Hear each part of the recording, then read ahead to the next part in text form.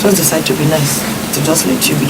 You should have asked if you know or to know what has happened at the center where I went to get this medication. Please, I got there. The guy, if I ask you, you will tell me the same old story.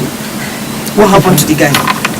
The guy said he had to go and attend to his sister that has marriage ceremony before he comes. And me, I should die. No, he didn't say you should die. I should wait. So I waited. You should wait so that I should die. No, when you come, he will give me. Then by the time you come, I die. Sorry, I'm sorry. I don't have that energy. It's not alright, and Isiaq Ahmed is in the house. My name is Khadija, like I told you. And this morning we'll try to see if we can conclude that health sector that we've been, pampering for a while. Wow, he's here in the house. And our producer is finally appeared in the building. Mr. Ziwa, welcome to the board. So today we'll be looking at the patient's bill of right. We're looking at right number 7, number 8, and number 9. Yeah. And to do so, we'll be joined later by some medical practitioners. We have a pharmacist in the house. We have a nurse in the house. We have also a regular visitor from the Consumer Protection Council. Not also forgetting that we also have people from the State Primary Health Care Management Board, Kano State. So the program today is going to be like full pack. Not to take too much of our time, can we just try to see what some of our guests are doing and just introduce them? Allow me to introduce to you now pharmacist Tukul Ibrahim. He's the State Logistic Coordinator, MNCH2. You're welcome to the show. Can you come closer to the mic? Thank you very much. Okay, you're welcome. Thank you. And I also have with me Bello Mohammed Endogo. He's a focal person, Sustainable Drug Supply System. And that is Kano State Primary Healthcare Management Board. You are welcome to the show. Can you speak to the mic? Thank you very much. All right. Let me start with pharmacist Tukul Ibrahim. Logistic Coordinator, MNCH2. What do you actually do? MSH2 is a different funded project that is supporting Kano State in improving maternal and child health with the aim of reducing maternal death and child mortality. So we are intervention in a lot of areas: drug supply, supply of equipment, capacity building for healthcare workers, and then facility renovations. All what is meant a comprehensive package for the healthcare services, we are intervening into that. And we also support system strengthening to the State Ministry of Health, like the new Continuity Healthcare Management Agency. We have supported that. And then likewise the private health institution management agency that is aimed. The state government has taken very serious that all private health facilities that are not doing what they're supposed to do. So now there's an agency that's responsible for bringing them in order. So you are primarily giving support to the effort to see that you have an effective, efficient, and functional health system in Kano State. Thank you very much. Dr. Mohammed Endogo, you are from the Sustainable Drug Supply System. You are the focal person. What does that mean to us? At the state level, we have what is called the Sustainable Drug Supply System Committee that is in charge of ensuring provision of drugs and consumables to all the hospitals in public hospitals in Kano State, and does include the primary health care level in all the 44 local government here in Kano State, including the secondary facilities. So you are working to see that we have drugs, and these drugs do not cease in supply, even though they are revolving, especially at the primary health care facilities. Exactly. Now, what happens if there is a shortage of drug supply? Well, the system we have in the state is like what we call the drug revolving fund, which ensures the continuous availability of quality drugs. And that's why the state sees that it has an agency called the Drug and Medical Consumable Supply Agency, which is just opposite this radio Kano, which ensures the custody and the distribution of that quality drug. All the public facilities in the state collect their supplies from that agency.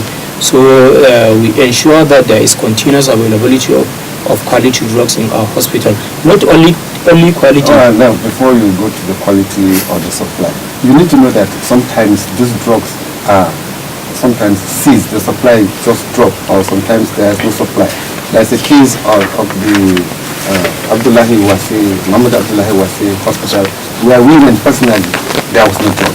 So what happened? Or what will be done if such cases happen? No, I can't believe say there is no drugs, or maybe there could be shortages of 1 or 2 drugs because due to maybe the nature of the client rushing into that public facility. But in Kano, all the secondary facilities have been capitalized with adequate drugs, including the PSCs. So I can't believe that we don't have drugs, only that there may be shortages of 1 or 2 due to one reason or the other. Thank you. We'll look at the facilities now. These are the drugs. Pharmacist Tuko Ibrahim, you have told us of your own effort to see that these things are effective, efficient, and functional. And you have told us the efforts you are doing, that is, I'm talking about Bello Muhammad Andogo, or the drugs to be there, and then you have chosen to use a system called the drug revolving fund, which is good. So, patients have rights. I'm sure you all know that the patient has a right. We believe that the patient has a right in a facility or in the hospital. Yes, exactly. Okay. Are you aware of the patient's Bill of Rights? Yeah, to some extent. To some extent. Well, we have been treating the patient's Bill of Rights, and right here, I want to put out one and let's see how you look at it. The patient has a right to receive urgent, immediate, and sufficient intervention and care in the event of an emergency. Now, the key words to look at there is immediate, sufficient intervention and care in an emergency. Now, you know, I was talking about some sort of breakdown in the supply of drugs. Do you see this happening in our hospital? Yeah, it could happen because at what position? At what stage? Is it at the secondary, primary, or tertiary? At all levels, because you cannot exhaust the number of drugs that could be kept in any facility, because we have many doctors that prescribe a lot of drugs, and sometimes you have one doctor that may prescribe one drug that could not even be available in the state. But Oga Bello, we are talking about intervention, and I know in the case of Nigeria, if you go to the hospital with an emergency case of serious road accident, you are told to produce a police report. But this is telling me that you have a right to it. So how do you reconcile what is happening and what the bill is saying? That's what I'm asking. I think it's a different issue that you are talking about here. The patient being brought to the facility and then asked to produce police report. I don't think I'm in the right position to answer that. Okay, that's very interesting. First, can you help us with that? Do you have any knowledge about how we can reconcile what the bill is saying here and what is practically applicable out there? You know, the bill is the law out there, and then the government is trying its best. That's why in public health facilities there is that services, 24-hour services. Government is paying people for shifting allowance, call duty allowance, all in trying to ensure that this bill has been fulfilled. For example, at any time, whatever happened, if you brought your patient to the hospital, you're supposed to get care. There's supposed to be people that can attend to him. And that's why government is paying those service providers the either call duty or the shifting allowance, whatever. So for me, the right is, the bill is there, and then that is what governments want. So obviously, some people, there is attitude. And that attitude is our major problem. Well, pharmacist, I want to take it from you that you are talking as an advocate, because that's the work you are doing. You are doing to ensure this is happening. So you are wanting to believe that this is happening. But have you had a case from a brother, a friend, or on the street that this happens, that you have to bring a police report from an accident victim that you help before he gets attention? That's what they normally do. Anytime, there was a time I was working at Udi General Hospital, an accident happened on the road. The patient was brought, and then they said a police report has to be produced. Luckily enough, I was there when the accident happened, so I intervened, and then I asked them to treat the patient later. If they want any report, they can get it later on. But that's what's happening mostly, that they'll say bring police report. I don't know whether it is the law that says that if that happens, they have to bring police report on. Thank you so much. I'm trying to be, I'm trying to be Mr. Nice. This is nice on the show today. Because today's episode is going to be one of the most, interesting ones we've had. Barrister, welcome to the show. Like he said, he doesn't know if it's the law that approved it. From our little research, we know that there are some cases where, police reports, are required to attend to patient. Maybe there's a bullet wound or something of that nature. Maybe there's a poisoning aspect of it. But is it actually written? Because I think most cases when you go to, those are the kind of cases they'll tell you they need a police report. Either they suspect it being poison or a bullet wound or a gunshot. Is it written in the law that before that person is being attended to, before further investigation takes place, that a police report or a police officer has to accompany that patient to the hospital before he gets attention? That used to be the position in the past, but that has not been abrogated by National Health Act. Okay. And now there is no law that states that you must get police report. Although the requirement for police report before treating some emergency cases is because of security issue. Maybe because maybe an armed robber or something like that, having a gunshot, went to hospital, get himself treated and goes away. So because of that, there will be request to call, just a way to call police attention that somebody is in hospital with a gunshot. But so while the treatment is being taken place. Yeah, but the way it used to be was that they will demand for the police report before the treatment. But now with the act, the National Health Act, they must start the treatment, even if they will notify the police or any organization. All right, because we've seen now, apart from bullet wound, there are cases where you find out that patients are being rushed to the hospital, and then the first thing the medical personnel notices is poisoning. Yes. And then they tell you they will not, attend to that person. Now it leaves the person hanging between life and death. Yes. Does that law applies also to poisoning or just to bullet wounds? It applies to every situation, because what is important is to save the life of the person. Because Section 33 of the Constitution is very clear that every citizen has right to life, and everybody who has a body must protect the life of every individual. And it's part of the oath taken by the medical practitioners to protect life of individuals. So the life must be saved first, because if, assuming you even think this person is a criminal or something like that, that's why the person came to hospital with poison or with a gunshot, the person is still presumed innocent by Section 36 of 5. And since he's presumed innocent, then it's a duty on you to treat him first, then call the attention of security officers so that they will now investigate if at all there is any criminal conduct. Before we go deep into this, we would like to get this item of this patient's bill of right. The important thing here is in the event of an emergency. Now, thank you for shedding light, for saying all of your said, Barrister. Can you tell us what's an emergency? What's an emergency? It depends on the circumstance, because for some people, simple headache may be an emergency. It depends on circumstance, maybe the nature of sickness, and because, for example, if two patients are rushed to hospital, for example, one is bleeding severely and the other one is holding his stomach, for example. So which one will you decide to be an emergency? And for example, maybe it's a private hospital with only one medical doctor available. So the doctor will now have to look at them. Which one is to be treated as an emergency to attend to first? Obviously, you and I will think is the one that is bleeding, but circumstances may warrant that maybe is the one. So I think the medical doctor will now decide which one is more urgent.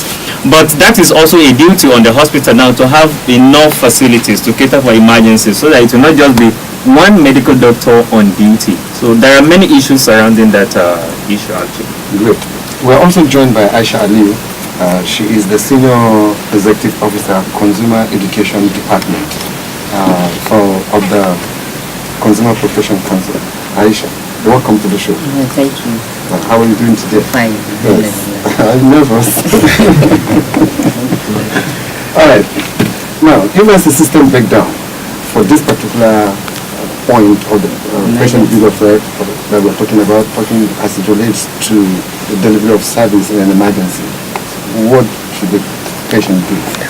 Whenever there is a breakdown in this bit of life, they have to report to Consumer Protection Council. But first, they have to report to the hospital and management. When they don't take any action, then they can come to Consumer Protection Council and be their complaint. When you say report to the hospital, who exactly are you reporting to the hospital? Is it the security man? No, the patient. You report to who? To the management. Who is the management? They have some complaint unit there. We were trying to trash this the other time. Yeah, I think we don't have this feedback mechanism system, and then we don't have a channel of reporting back, and then we say we have to report to the management. And now in the hospital, the management, is it the owner of the hospital or? It is private hospital, Okay. but government hospital there is no owner. So the private hospital will report to the doctor or the consultant or who? No, yes, the private hospital will report to the owner. Okay, what of the public hospital? Maybe it's not of any doctor. Barrister, you want to help us? Yeah. Like we were trying to iron out last 2 weeks or thereabout, that is a duty on every hospital to have complaint mode of laying complaint in hospital, to have information to guide patients, individuals, anybody using the hospital on how they will lay complaint. Is a duty on them by virtue of National Health Act to have that in a very open area that everybody will see it, so that in case there is any problem, what is the channel? When there is the channel of information, so that they know what to report to who. For example, now if like for example we discussed issue of maybe somebody's item got lost or something like that, who will he report to? If there is no that information, the person will just go and meet the nurse, or will just go and meet the megad. So there must be that information for the patients and the users of the hospital to be aware of how to lodge complaint in that hospital. So if such complaint is now lodged and there is no response, then the patients or the user will now report to Consumer Protection Council, as Ajia has rightly said. Okay, thank you for giving us a shedding light into that. You are listening to Know Your Rights on Radio 289.3 FM.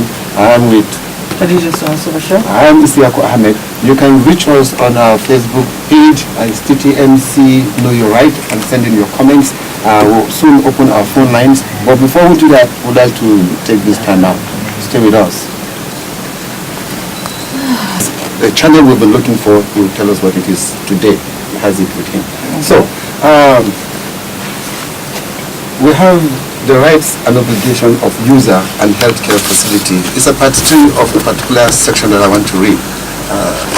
And it says emergency treatment. 20 subsection 1. A healthcare provider, health worker or health establishment shall not refuse a person emergency treatment, emergency medical treatment for any reason whatsoever.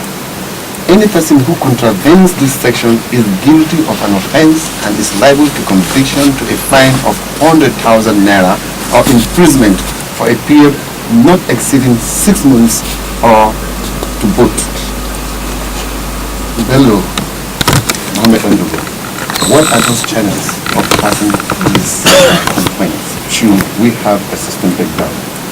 Okay, in public facilities generally, particularly in PSCs, we have channel of laying complaints. First is that in every unit where a services is declined, we have an officer in charge of the unit who should be reported appropriately. And if that officer refuses to act, like the earlier colleague said, we have the management of the facility. Every health facility has an in charge, or the medical officer, chief medical officer, and what have you. And there is a hospital management committee who sat down and look at their issues and find a way of resolving them. And at the PSC level, all our facilities, they have a particular phone numbers which is displayed. Can you just read 2 out now, or 1? No, I don't have the number with me, but every PSC facility, you go outside, you see phone numbers. that if there is an issue, one is decline a services which is entitled to, you can call that number if the management could not act on your complaint.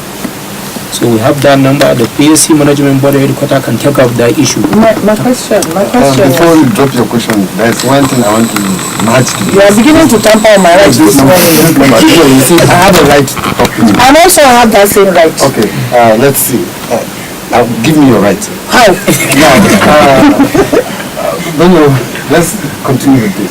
Do we have Savicom nodal officers in public health facilities? Exactly, that is what I'm saying. In Okay, every those health numbers- facilities, those numbers are Savicon numbers. And we have focal person in charge of that Savicon at the board headquarters. That, like I said earlier, if the management of that facility could not resolve or could not resolve the issue of a services being declined, the patient or the client has the right to call that number. Or to go to the Or to, Savicom office exactly, in that of the premise? PSC board. I will return to that. Khadija, take your rights. When you've already tampered on that. Now, I agree with you that there are channels of communication in every hospital, either private or otherwise. But how reliable or how are they in reality? Because most of these things you are saying are not visible. That's as in the numbers are either written so tiny that you don't even know it's an information. No, it's boldly. No. Taiwan. No, I'm not saying, well, I'm not saying boldly. They are not placed in strategic points that one will, easily come across them. Like, for instance, now, let's say you walk into a general hospital and the first thing you see is the parking lot and then you go into a particular section you want to see. Now, on entering that facilities, you hardly even see posters telling you that this is where you are looking for. You hardly see an identifier that you find in most cases people asking, please, how do I get to maybe skin clinic or eye clinic, or how do I see the pediatric doctor and stuff like that. So if even the facility itself is not well identified, how do you expect people to identify? I'm saying this based on our reality. facilities. We have tag in every department and every unit. We have tag for identification. Okay. And it's left to the patient or patient related to look at a particular tag for identification of the department or unit he is going. And this thing I'm telling you, for the Savicon numbers are everywhere in our facilities, and they are not solely held by one person. You understand? We have a minimum of 3 numbers, and each one is held by one particular person depending on the category of the facility. For example, let's look at the PSC level. We have, I think, 3 numbers. One is at the PSC, LGA PSC department. That is the lowest level that you can report to. Then next we have the one at the zonal level. The other one is at the PSC headquarters. Okay. Now each numbers you call, you mention the name of the facility, what happened to you, they will invite you.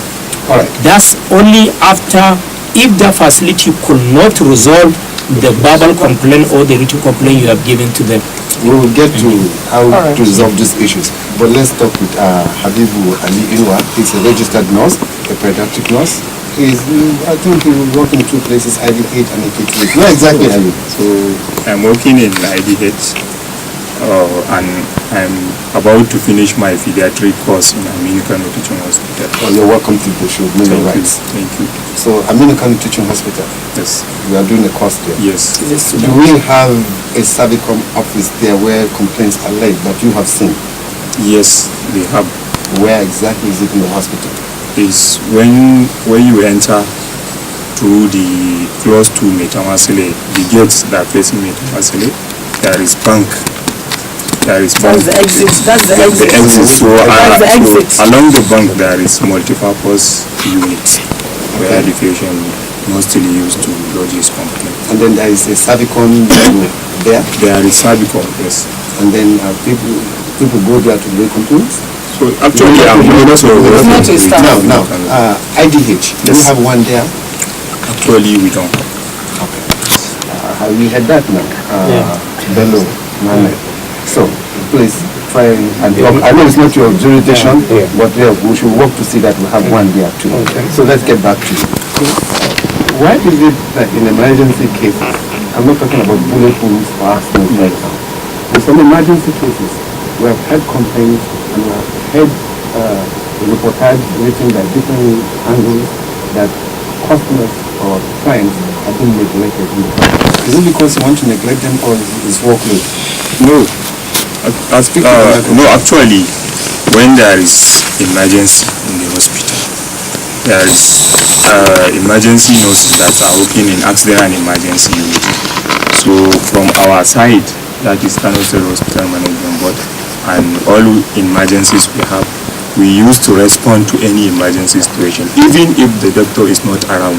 For example, if there is bleeding, we used to arrest the bleeding before the doctor arrived, and we used to stabilize the patient with infusion so that the patient may get stable when pending the doctor's arrival of the doctor. So actually, in some places you may heard of it that they take patient to the hospital whereby some issue, as you said, happened. But actually, in Murtala, I could remember during the bomb blast in Murtala, Muhammad, so much nurses, some are students, they slept in the hospital, they buy some drugs even before the government starts supplying. Okay, now, so if you arrest the bleeding, how much time is the response time between the time you arrest the bleeding and the time the doctor visits? It depends. Sometimes we used to call the number of the doctor. If he's not around, we should call the nurse on call. So they used to play 3 numbers: first on call, second on call, third on call. So That's if in the night. even if it's not in the night, Okay. so we used to call and we used to provide care based on our regulation as a nurses in order to stabilize the patient. So you have stabilized it, you are trying to stabilize the patient, it's not stabilized. You place 1 call, not 2 calls, not 3 calls, 2 minutes gone, and it's still in pain. And then we have a section here that says the patient must have what is called receive sufficient. So the service is provided sufficient for the patient. No, it's not. But we used to arrest the bleeding, as I have told you, stabilize the patient. Which is, that's in that first respondent. First respondent. And if in the case there is some medication that you are allowed to give in an emergency situation pending the coming of the doctor. Yes. Okay, barrister, this guy has received treatment and then he's not stable. He's still between heaven and hell.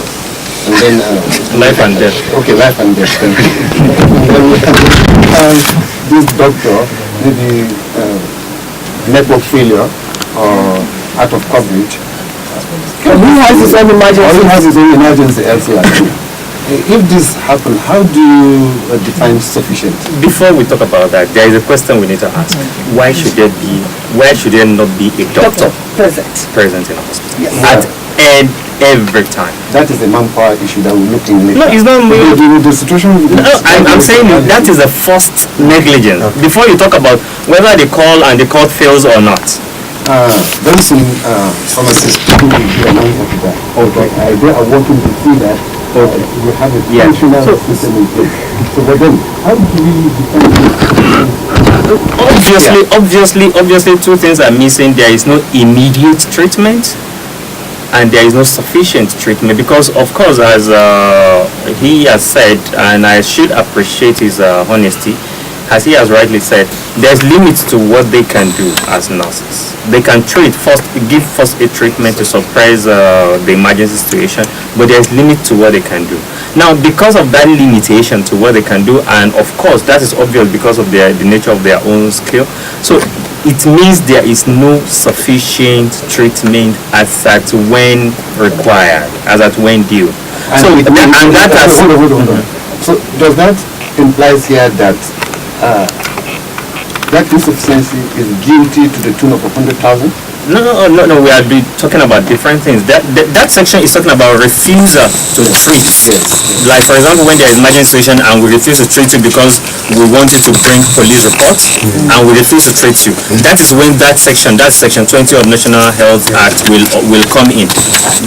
Because I cannot deny you treatment because there is no police report. So if I deny you treatment because there is no police report, then I'll be guilty of an offense under section 20 of National Health Act, and I'll be on conviction. There will be maybe a fine of 100,000 or an imprisonment not exceeding 6 months imprisonment. But on the scenario we're looking at, it talks about that establishes a kind of negligence on the side of the hospital. Now my question is actually what? Is it to him? Yeah, no, it's actually not to the nurse actually, to the Patient need to be stabilized first. So if it is that kind of facility, it means that immediately they are stabilizing the patient, they should refer him. Yeah. That's one thing. They are Where doing do we find it? the higher facility, exactly. Then if it is a secondary facility, that is the general hospitals, there is no any emergency where there is no doctor. Presumably, We cannot presume we what are is saying no. And then there are cases where we have reports at the emergency, Yes. no doctor. call doctors. Okay. Now, let me read. Emergency, excuse me, when you say emergency, it's a place where a life-threatening cases could be reported. Yes. True. So there is no way that an emergency should not have a doctor at the All right. time. Now let me read this scenario. This is actually sent in as an SMS. Now this scenario happened at about 11:30 in the night. That's 11 p.m. She lost her child, who has a symptom of diarrhea, is vomiting and is stooling at the same time. On getting to the healthcare center, which is not a primary health but a secondary health sector, on getting there, she was attended to first by a nurse, like rightly said, who he wrote some medications for her to go out. Her husband went to purchase it, and then he said she should sit down and wait for the doctor, and the doctor did not arrive until 45 minutes after, when the child's case was gradually progressing before. And then he got there. On getting there, it took him another like 10 minutes to settle down on his seat. We're now talking about 1 a.m. in the night. Before she actually got the full treatment of a doctor, it was already 1:30 a.m. in the morning. 1:30 a.m. Yeah.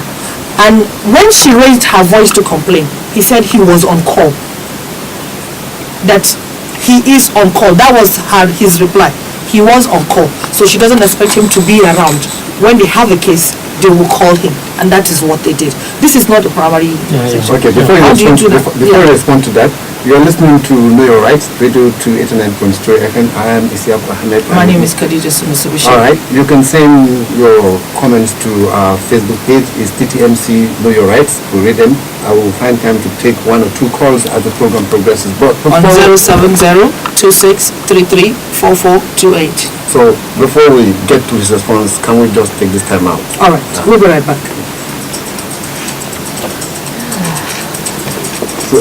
So, We'll get so to, what do you do in that kind of scenario? we'll get to talk about that. But please remember to send in your comments. It's not Yeah. all about us, about you. You can get to us on TTMC Know Your Right. That's our Facebook page, and you can call. On 070-2633-4428. And also remember, we promise you that we have a full load of paralegals and lawyers that can do pro bono services. If you have a legitimate case that has to do with what we are discussing today, it's not outside the contents of health, you can, of course, send us. You can reach us on 08051042220.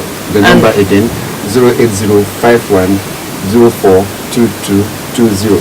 That is if you have a legitimate issue Case. that is related to the topic of discussion today. We have pro bono services that will offer to you to the extent and limited to the case we're talking about today. Yeah. Now, can you respond to our response?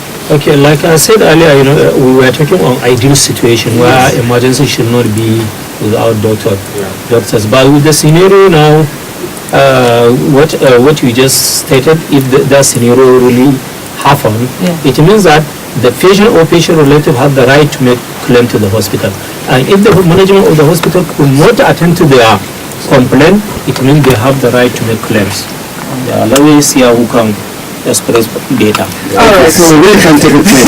Let's get back to my brother, pharmacist Tupu Ibrahim, who is his organization, which is International Development Partners, that are working in the health sector, MNCH2, are working to see that we have efficient, effective, and functional health system. Manpower. What does it mean to you? Manpower, that is the human resource on health. And you know, looking at our population is growing, and that's why most of the time you see that we have scarce in human resource. However, the government is responsible. They are responding to the calls and then all the issues that are coming up. For example, just recently, last month, I participated in interviewing some young pharmacists, 50 of them that came from abroad. They graduated. They went and sat for the ethic exam and they passed. The government employed them, 50 of them. And then about, I think, 100 doctors. Okay, before you go into the successes, before you go into the successes, about the responsiveness of government to this declining or low level of manpower, which one is most hit? Is it the nurses or the doctors that are short in supply?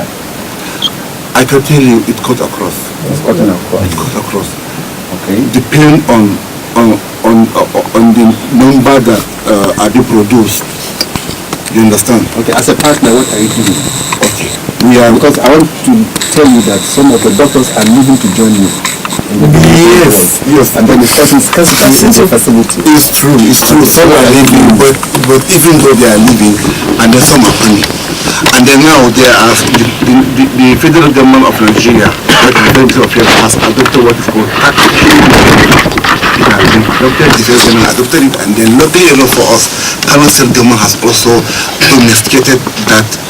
What is meant by tax return policy is we look at different cases and then different kind of health sector, and then what tax that belong to nurses can be, can be given to maybe CHO, while you training on that tax, and then what tax of doctors that can be at least to nurses, then train those nurses on how to do that. So MSH2 is doing the training? The federal government, in collaboration with the federal government has we supported the government to domesticate that, and then now the state government has domesticated it, and then they are now doing that training. We are only giving technical support, while the government is producing all the resources, and then possibly, I don't know, the masses, he said that he went back to school, to AKT, to further his studies. Possibly it may be part of that tax shifting policy. So the government identified what tax that belong to doctors cannot be lifted and then to nurses. Before, if you attend to patient on an issue that don't belong to you, you may get a query. Exactly. Okay. But now with the tax shifting policy, then you have a legal backing that you can do that while after the training. Your limitation has been extended. We will talk to Aisha now about rights. Right. So Aisha, we have had all the discussions we've talked about. We've looked around supply of drugs, and the brother has helped us with that. The professional nurse has talked about issues, and then the barrister has also talked. Now we want you to talk. Honestly to the listener here, the passion is there. What are his rights when it comes to this violation of all of this that we've talked about, especially as it relates to cases of emergency? Whenever Can you speak to the microphone? Okay. Whenever there is a case of emergency and the consumer right is violated, he has all the right to report to the CPC after complaining, as I said, to the management or anybody that is responsible. So he has the right to complain to the CPC. Okay, in complaining to the CPC, how does he make a complaint? Normally, we need evidence of transaction. There is money exchange hand between him and the hospital, and he will write it in written. It's going to be a written, all things that transfer between him and the hospital, and his prayers, what he wants the CPC to do. If he cannot write, who is going to help him? We have an ex-officer there. Whoever he meets there at the office will write for him, whoever. and then this complaint has been laid. What do you do with them? Then we will contact the hospital first. We need his phone number in the letter, so we'll contact the hospital because it's involved two parties. We hear from him, so we have to hear from the hospital. We'll call them for mediation. The hospital management and the person, they will come to the office for mediation. Then when they will sit together, they will ask him what did he want. We have 3 hours: repair, refund, or replacement. What did he want the hospital to do? If he is at the right side, then we'll ask him what do you want, then you will tell. Okay, so this is like medicine after death, or Consolation. consolation. So it's consolation. It's a consolation. It's a consolation kind of strategy. But now, yes. Okay, what Barrister, there's a consolation process in place. How do we take active measures now? This one is consolation because he must have received the treatment elsewhere, and then he feels aggrieved before he moves to go and say, I'll deal with these guys. Well, they are then in the facility. What rights does he have? Yeah, Haja has said, after he made reports to the CPC. No, before then, the CPC is consolation. Yes. Medicine after death. Yes. No, at that time, what this thing is a stage. It's happening right now, and I want immediate action right now. What he can do as a matter of immediate action is to report to the management.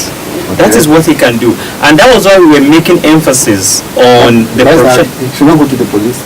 No, what I'm saying, no, it depends. If it is issue of the one that is criminal in nature, for example, denial of treatment, it is criminal in nature, then he can report to the police that this person has denied me treatment, and since it is criminal in nature, the police can come and but will that also solve the immediate problem? Because the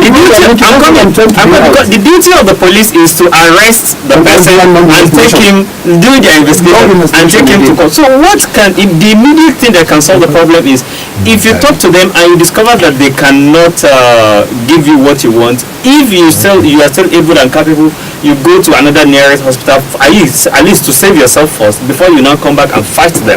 So we are taking actions to prevent further occurrences. For further occurrences, then a lot needs to be done.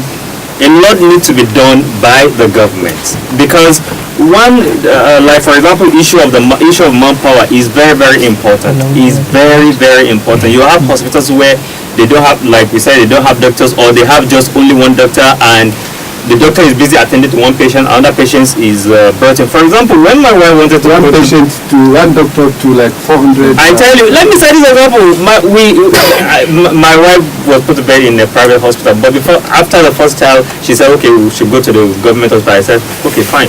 Then one day she went to this particular government hospital, general hospital, to do something, and she saw how patients were laid down, as in at the labor room, many outside, and they were attending to some inside. Khadija, You have been infringing on my rights to talk this morning. Last week we were here, the permanent secretary, Savicom, was talking to us. Yes. And then, can you remember the steps he said can be followed if there's a systemic breakdown in service delivery? Yeah, it's the same thing. Bello on the roadside. He said first you find who is in charge of the facility. Like let's say the labor room where we women will know very well. There's always what we call a matron. The matron is in charge of that place. Then if the matron does not do that, there's what they call a compound officer. Then after a compound officer, there's an HOD. Now if you get to the HOD and you don't get any good response to your case, you move to the medical, the CMD, that's the chief medical. Then you have to fill form before you enter? No, that you don't fill form. I can categorically tell you if it's government hospital, you don't fill form to see that. Now, if you lay your complaints there and still you do not suffice, Then you go to Savicom. Now, if you feel that's a long process, you don't have that patience to do that, you can just walk into any Savicom unit, which he said, I think, are available in all government parastatals. So you go to a Savicom desk. If you can't find a if you think the Savicom is, since he has told us that the Savicom office is only answerable to the governor's office, and you think that is going to take you another long process, shortcut is going to CPC. Okay. But now the case is, With CPC's case, money has to exchange hand. Now, in most of these medical services, money does not exchange hand, especially when it comes to emergency cases. Because when you come, most of the items that are being used to resuscitate or do as first responders are free. So you are there on a free person. I want to ask Aisha. Now, in my case, that where these services are given to me free, even though it's my right as a citizen of the state, do I still have a case to claim? No, you don't have, but I don't think it's free. But you have to. No, it's free to an extent. You have to get the card. Yeah. Yes, you have to get a card. I think it's 200. Yes. So with that card, you can make a card. Okay, with the claim, that card is an evidence of money exchange. Yes. All right, that's what we're trying to say. Yeah. Okay. We're gradually approaching our time. Isiako, it's been a beautiful one. Yeah, you've been listening to Know Your Rights, Radio 289.3 FM. I don't know how you feel listening to us, or you can still tune in next week for another episode. We have been discussing with pharmacist Tuko Ibrahim, State Logistic Coordinator, MNCH2. We also had with us in the studio Bello Mohamed Andogo. He is from the State Primary Healthcare Management Board, and we have Habibu Ali Inwa, registered nurse, pediatric nurse with IDH, AKTH. Aisha Aliyu is representing her Oga from Consumer Protection. We wish him the quickest of recovery before he returns.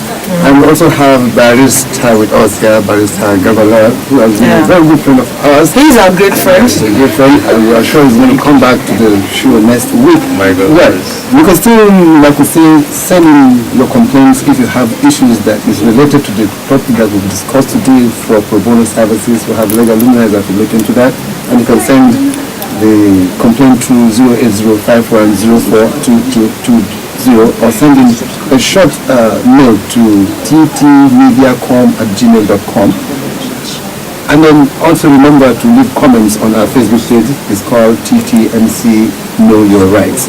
Our head of research has been Yahya and Yakub. Executive producer for today is Zakari Yusuf. We also have next coming OAP, Hawasani. She's raising up.